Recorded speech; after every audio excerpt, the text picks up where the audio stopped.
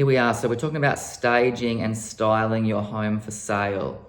And now, being in the Perth market that we're in 2025, presentation is now key. And the reason why that is because in 2022, 2023, and 2024, we were looking at a large amount of eastern states investors buying property above market value just to secure it. They didn't care about the look of it. They were just looking at rental yields because it was so cheap.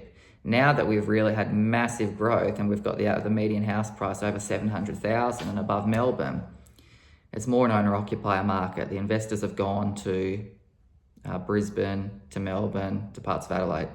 So when you're looking at that, we need to make sure that through the steps we've just spoken about, the assessment, is there anything we need to do to make sure the property really stands out? Because we're more now selling to owner-occupiers.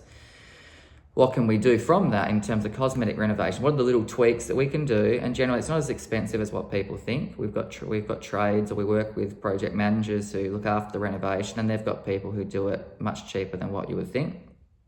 But once we've done that, then we come to the staging or the styling. So if you're living in the property, maybe it's potentially removing some furniture, maybe it's too big, maybe it doesn't suit the property with the tweaks, whatever it may be, and getting someone to come in, have a look, and put actual furniture that's, again, it's neutral with splashes of colour, like what you can see behind me there over on the couch and the painting. Or if it's an actual vacant property, we make sure it's staged, because buyers unfortunately cannot visualise the property without furniture in there. The furniture chosen correctly can make the property look way bigger. Now, in terms of cost for staging, it's not as expensive as what people think. I did have someone the other day say I would never stage it. And when I asked why, they said, because it's going to cost about $10,000.